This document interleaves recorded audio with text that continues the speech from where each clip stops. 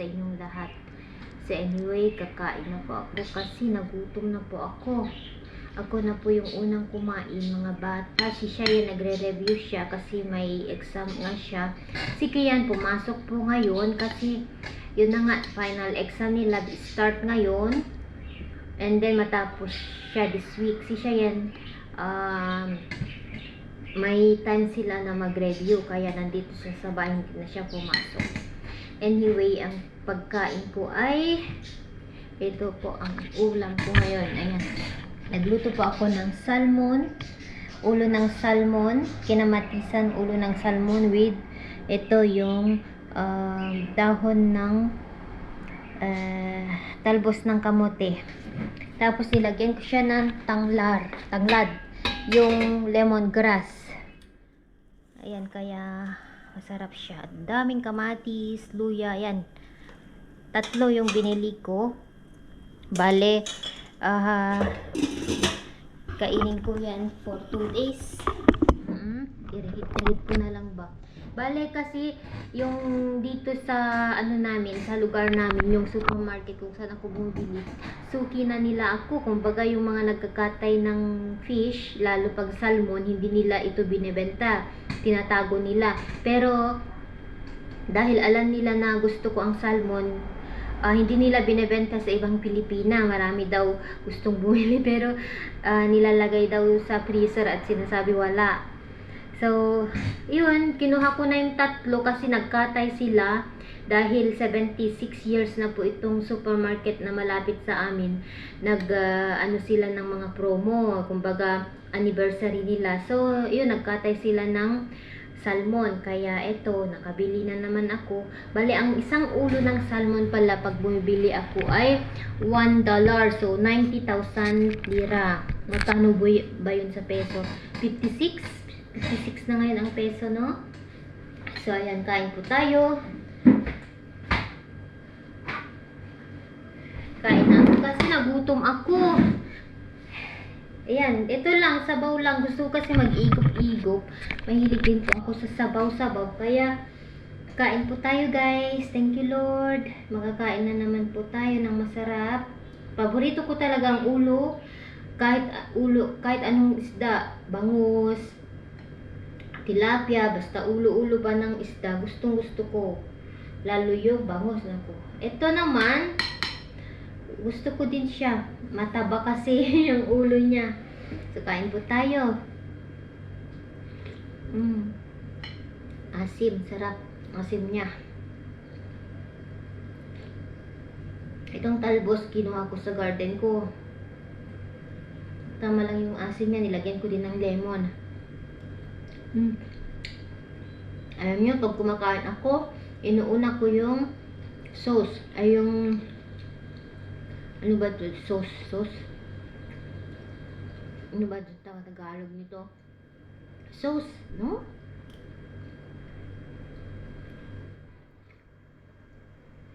Sarap kasi. Mainit pa.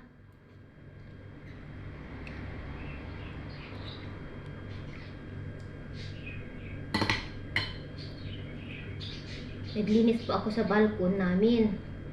Tapos pumunta ako sa market. Ngayon lang ako nag-vlog ba.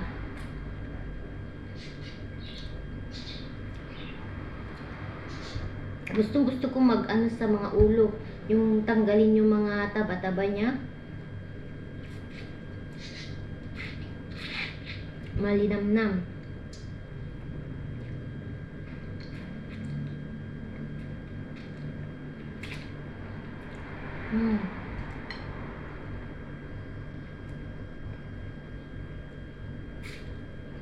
Pati yung binan ko, gustong-gusto niya ng ulo ng isda. Tinuruan ko kasi siya. Kasi one time,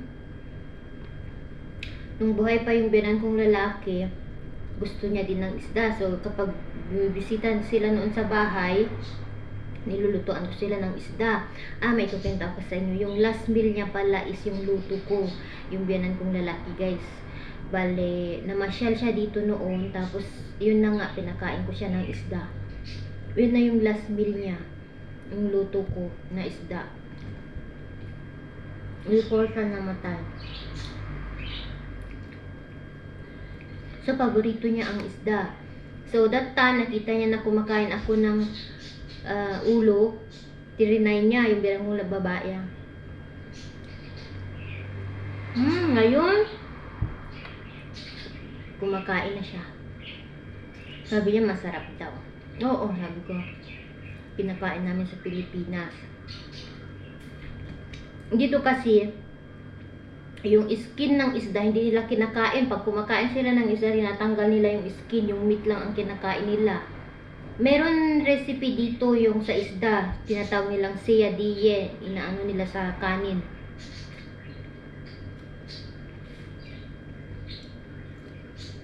Alam nyo, hindi, ewan ko lang, sa amin, hindi every time kami na kumakain ng isda.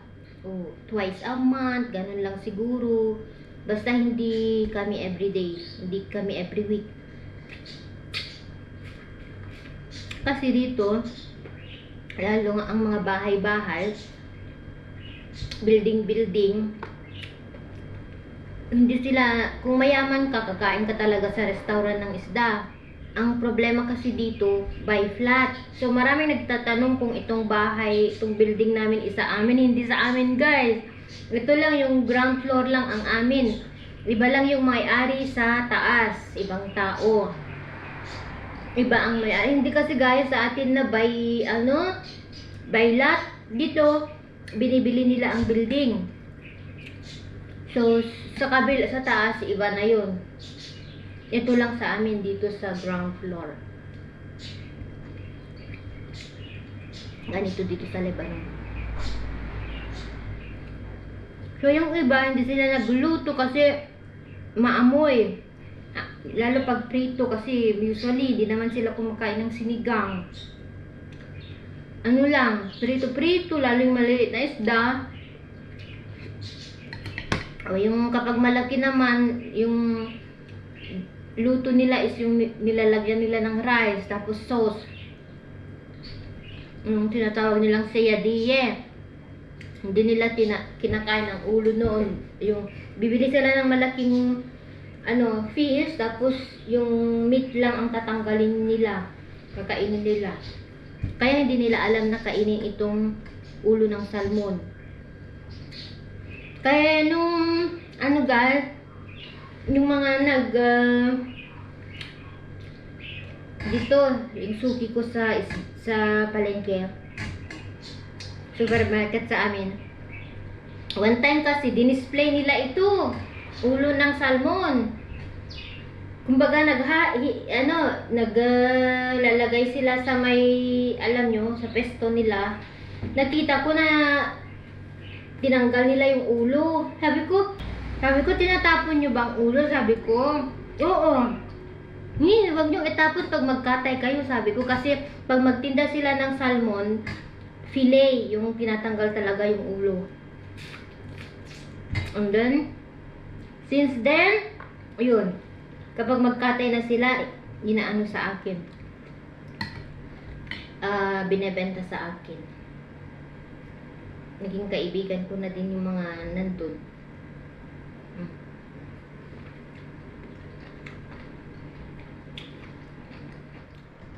Kahapon, tumawag yung binan ko. Tinatanong niya kung pupunta kami sa village. Hindi ko alam, sabi ng asawa kasi ano na siya guys, yung oras ba, yung araw ba, malapit na kami talagang uuwi. Inihintay ko lang na matapos ang test ng mga bata and then aalis na kami. Maraming nagtatanong kung kailan kami uuwi. Ngayong month po, kaya lang tinatapos ko lang ang school ng mga bata dito kasi summer vacation na po sila.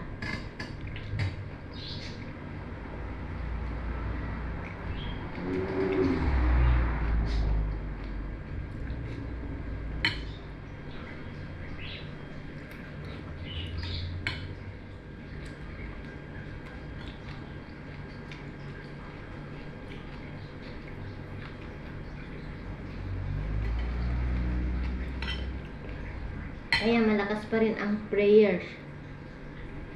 mayroong akong basher noon 2 months ago.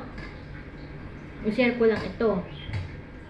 As in, pati yung mga revolto ko, yung mga nasa altar ko, binash niya. Guys, yung content ko po is family. Okay? Kaya lahat sinasabi ko sa inyo, problema man, masaya man, or ano, sinishare ko sa inyo. Pero never po akong nanloko, yung kumbaga nag-click bait. Yung mga tumatapos sa video namin, yun yung nakaintindi. Yung mga nag-comment lang tapos hindi tinapos, wala na akong magagawa kung hindi nyo maintindihan yung content ko. Pero hindi po ako manloloko. Hindi po ako nagumagawa ng kwento or clickbait. Hindi ko po yung ginagawa. Ang nangyari, yung viewers natin, sinabi niya, pinakialaman niya yung ano ko, yung mga revolto. Pinakaaliman niya yung pananampalataya ko, guys. Sabi niya, yung revolto daw, bakit ko sinasamba, mga ganun-ganon. Tapos nilait-lait ako ng bahay daw namin, malas, mga ganun-ganon pinagsasabi sa comment.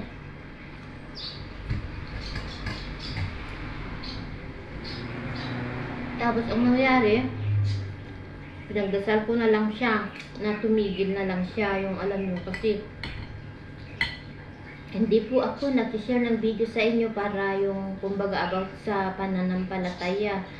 Kumbaga, ito ako, sinabi ko sa inyo na hindi rin po ako tawag nito, naniniwala noon.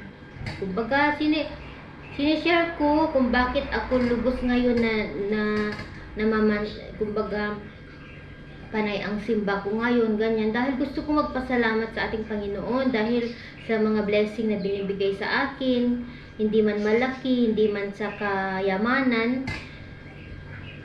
Sa mga nakasubaybay po sa vlog namin, alam nila po yung kwento talaga ng buhay namin, kaya sinishare ko sa inyo. Kaya yun na nga, daily vlog kami. Sabi ko sa inyo, sa church lang kami. Minsan namamasyal din, minsan nagmamarket ako, nakakalabas sa garden, ganyan ang lifestyle ko, routine ko. Hindi po ako mahilig sa outing-outing, yung labas-labas. Sa church namin, lumalabas lang ako, sumasama lang ako sa kanila pag meron silang pinupuntahan. Pero pag ayaw ko sumama, ganun.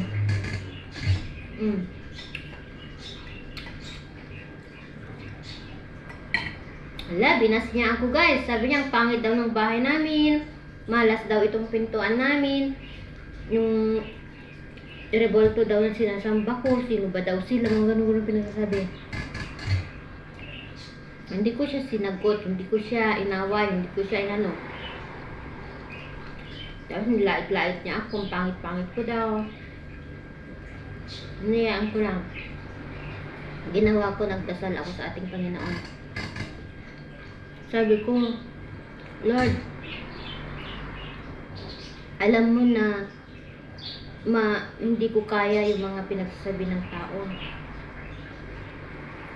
I-surrender ko na sa inyo ang lahat. Sabi ko, kayo na lang ang bahala sa mga taong ganun sa akin, na wala akong ginagawa. Pero ganun nila ako tratuhin. Sabi ko, haplusin mo ang puso nila, sabi ko. And then, basta yun lang lagi ang pinagdadasal ko, guys, na yung mga galit sa akin, haplusin nila ang puso. Haplusin niya ang puso nila. Yun lang ang pinagdadasal ko, guys. Alam niyo ang nangyari? Hindi ko siya blinak, bigla siyang tumigil, hindi na siya nagko-comment. Ewan ko anong nangyayari sa kanya, hindi ko alam. Hindi na siya nagko-comment, guys. Hindi na din po siya nagbabash. Basta pag meron mga ganun, ang tao, pinagdadasal ko na lang. Hindi ako nagagalit. Hindi ako ano ng sama ng loob. Basta sabi ko kay Lord, ikaw na po ang bahala. Alam mo na hindi ko kaya silang harapin. Sabi ko.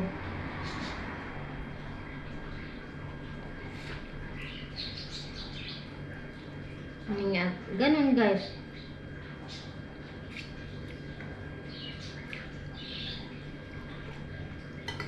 Ngayon, may bago na naman. Nasabi na para na daw kaming kulto. Kung ano pinagsasabi, may kabit mga ganung pinagsasabi niya, comment niya.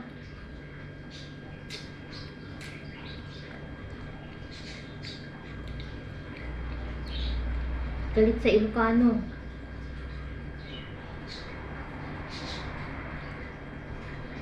Hayaan ko lang.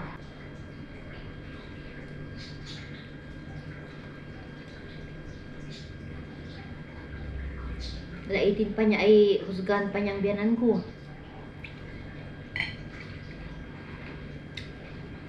Ang asawa ko.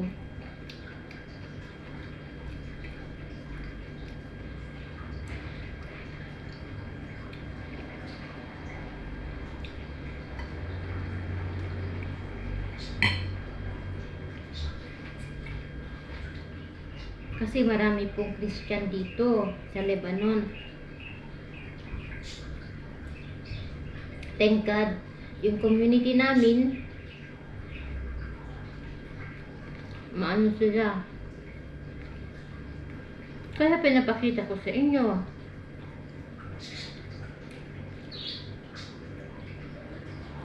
And malapit po ako sa church, ang bahay namin.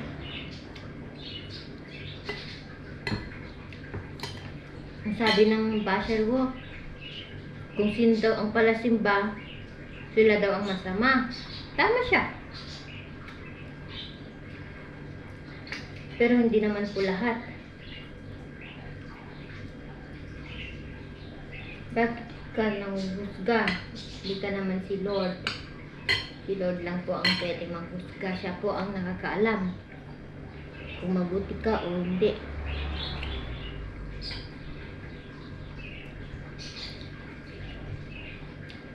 Alam nyo?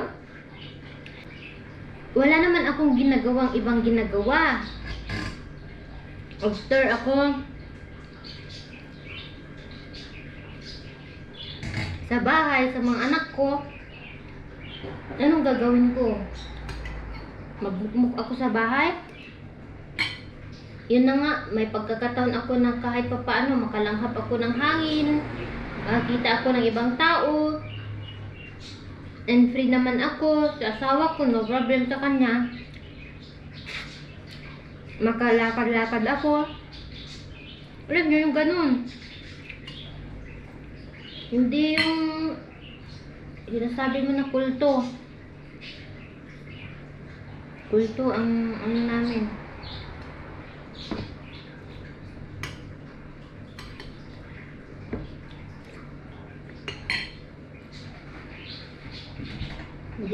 Hindi naman po ako perfect, hindi naman po ako santa. Masama din po ako. Makasalanan din po ako. Kaya lang, ito yung lifestyle ko eh. Wala naman akong ibang gagawin. Tapos naman na ako sa gawain sa mga bata. So, yun lang yung way ko para hindi lagi ako sa bahay. Ayun, maganda ang pakiramdam ko pag nandun ako sa church. Makita ko ang mga iba kong kaibigan na Lebanese. Sabi nga ni Mr., mga kaibigan ko matatanda.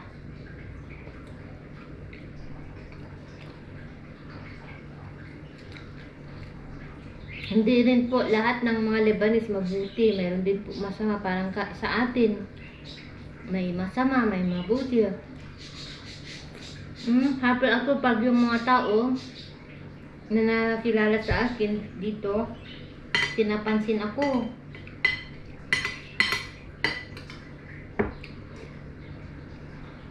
Kasi yun na nga guys, ibang lahi tayo. Kahit ibang lahi tayo, pinapansin tayo. Ayun, maganda sa pakiramdam ba? Yung at least kahit pa paan makihalubilo ka ba? Ganon. Like yung nag-lead ako ng rosary last time. Sobrang saya ko guys. Sa dinami-dami ng gustong mag-lead, ako yung inutusan. Pilipina pa ako. Nabi ko, hindi ko alam ang Arabic. Sabi nila, kahit na mag-English ka.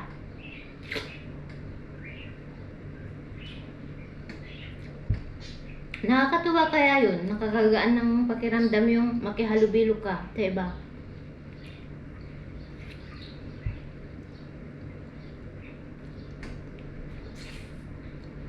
Feel mo, special ka. Ganon. Lalo Pilipina ka. Yung iba naman, iba yung tingin nila sa Pilipina. Pero thank God, nakita ko ang respeto. Respeto nila sa kapwa nilang tao, kahit ibang lahi. Tapos na ako guys. Ito lang kakainin ko.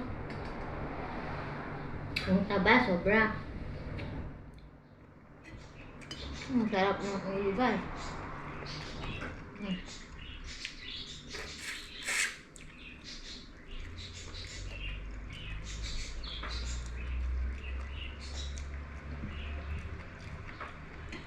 Ang taba-taba. Nabusog na ako.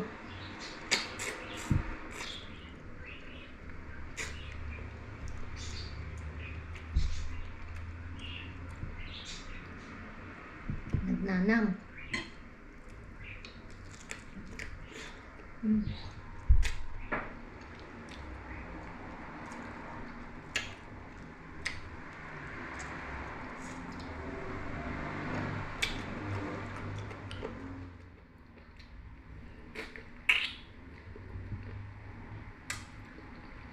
Hirap ng utak niya.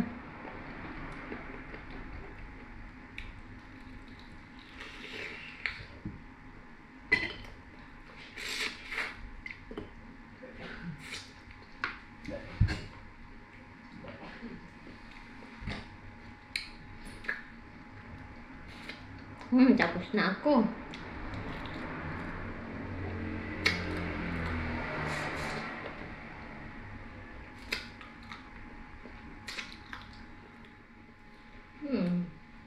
Sarap guys, thank you Lord. Tapos na ako guys.